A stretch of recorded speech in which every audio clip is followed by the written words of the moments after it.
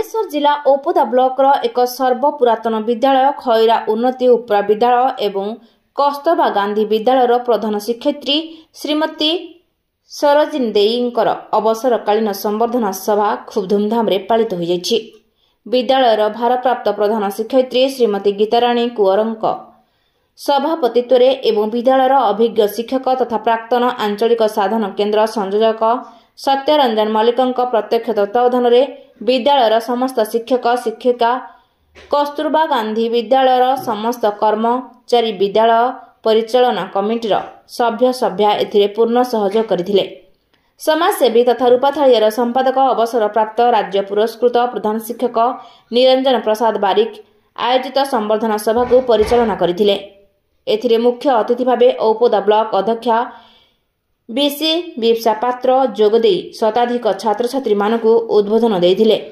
ମୁଖ୍ୟ ବକ୍ତା ଭାବେ ଏହି ବିଦ୍ୟାଳୟରେ ପ୍ରଧାନ ଶିକ୍ଷକ ତଥା ପ୍ରାକ୍ତନ ଅନୁଶିକ୍ଷା ପରିଦର୍ଶନ ରାଜନେତା ସମାଜସେବୀ ରମାକାନ୍ତ ମହାପାତ୍ର ଯୋଗଦେଇ ଶ୍ରୀମତୀ ଦେଈଙ୍କର ଉଚ୍ଚ ପ୍ରଶଂସା କରିଥିଲେ। ଏହି ସଭାରେ ଶିକ୍ଷକ ନେତା ତଥା ମାଗୁଣୀ ଉପ୍ରା ବିଦ୍ୟାଳୟର ପ୍ରଧାନ ଶିକ୍ଷକ ସୁରେନ୍ଦ୍ରନାଥ ବେହେରା ଶ୍ରୀମତୀ ସରୋଜିନୀ ଦେଈଙ୍କର କାର୍ଯ୍ୟଦକ୍ଷତା ଓ ଶାନ୍ତି ସରଳ ଉଦାର ପଣିଆର ମାନବବାଦ ସମ୍ପର୍କରେ ପ୍ରାଥମିକ ସୂଚନା ପ୍ରଦାନ କରିଥିଲେ।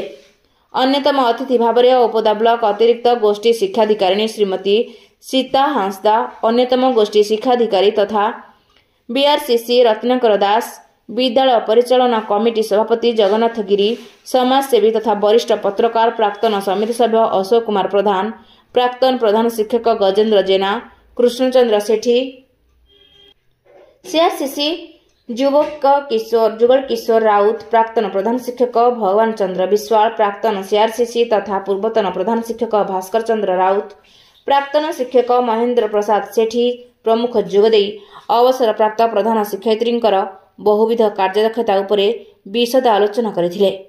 ବିଦ୍ୟାଳୟର ଛାତ୍ରଛାତ୍ରୀଙ୍କ ଦ୍ୱାରା ପ୍ରାରମ୍ଭିକ ସଙ୍ଗୀତ ସାଙ୍ଗକୁ ସ୍ୱାଗତ ନୃତ୍ୟ ଅତ୍ୟନ୍ତ ଚିତ୍ତାକର୍ଷକ ଥିଲା। ପ୍ରଧାନ ଶିକ୍ଷୟିତ୍ରୀ ଥିବା ଶ୍ରୀମତୀ ସରୋଜିନୀ ଦେଈଙ୍କୁ ଯେତେବେଳେ ସ୍କୁଲ ପରିସରକୁ ନିମନ୍ତ୍ରଣ କରାଯାଇ ଆହ୍ୱାନ କରାଯାଇଥିଲା ତାହା ଅତ୍ୟନ୍ତ ମନ୍ତ୍ରମୁଗ୍ଧ ଥିଲା। ବିଦ୍ୟାଳୟର ଛାତ୍ରଛାତ୍ରୀ ଅଧୁନା କାର୍ଯ୍ୟରତ ପ୍ରଧାନ ଶିକ୍ଷୟିତ୍ରୀ ଗୀତାରାଣୀ କୁଅରଙ୍କୁ ସମେତ ସମସ୍ତ କର୍ମଚାରୀ ସର୍ବଶ୍ରୀ ହେମନ୍ତ ଜେନା, ସତ୍ୟରଞ୍ଜନ ମଲ୍ଲିକ, ଆୱାର୍ଡନ ସୁକାନ୍ତି କର, କୌଶଲ୍ୟା ମଲ୍ଲିକ, ସୁକାନ୍ତି ବିଶ୍ୱାଳ, ଭରତଚନ୍ଦ୍ର ହାଁସଦା, ସିଆରସିସି ଯୁଗଳ କିଶୋର ରାଉତ, ଇନ୍ଦ୍ରାଣୀ ମିଶ୍ର, ଶୁଭଶ୍ରୀ ପଣ୍ଡା, ସୁକୀର୍ତ୍ତି ଲକ୍ଷ୍ମୀ ବେହେରା ପ୍ରଭୃତି ଶିକ୍ଷକ ଶିକ୍ଷିକା ଏବଂ ପ୍ରାକ୍ତନ ଶିକ୍ଷକ ଓ ଛାତ୍ରଛାତ୍ରୀମାନଙ୍କ ମଧ୍ୟରେ ଏକ ଭାବାବେଗ ପରିବେଶ ସୃଷ୍ଟି ହୋଇଥିଲା। ବିଦାୟୀ ପ୍ରଧାନ ଶିକ୍ଷୟିତ୍ରୀ ଶ୍ରୀମତୀ ସରୋଜିନୀ ଦେଈ ନିଜର ଏକ ସୁନ୍ଦର ମର୍ମସ୍ପର୍ଶୀ କବିତା ମାଧ୍ୟମରେ ନିଜର ମନର କଥା ପ୍ରକାଶ କରିଥିଲେ। ସ୍କୁଲ ତରଫରୁ ଏକ ପ୍ରଶଂସାପତ୍ର ସହ ଉପଢୌକନ ପ୍ରଦାନ କରାଯାଇ ସମ୍ବର୍ଦ୍ଧିତ କରାଯାଇଥିଲା। ବିଦ୍ୟାଳୟର ନବନିଯୁକ୍ତା ଶିକ୍ଷୟିତ୍ରୀ ତଥା ଉକ୍ତ ବିଦ୍ୟାଳୟର ଜଣେ ପ୍ରାକ୍ତନ ମେଧାବୀ ଛାତ୍ରୀ ସୁକୀର୍ତ୍ତି ତନୟା ବେହେରା ଧନ୍ୟବାଦ ଅର୍ପଣ କରିଥିଲେ। ବିଦାୟୀ ପ୍ରଧାନ ଶିକ୍ଷୟିତ୍ରୀଙ୍କ ବାପା ସ୍ୱାମୀ ମଧ୍ୟ ଜଣେ ଜଣେ ଶିକ୍ଷକ ଥିଲେ। ଔପଦାରୁ ପ୍ରତିଷ୍ଠିତ ସମ୍ପାଦକ ନିରଞ୍ଜନ ପ୍ରସାଦ ବାରିକଙ୍କ ସହ ଆମ ସ୍ୱତନ୍ତ୍ର ପ୍ରତିନିଧି ଶାନ୍ତନୁ କୁମାର ବେହେରାଙ୍କ ରିପୋର୍ଟ ରୂପାଥାଳିଆ ନ୍ୟୁଜ।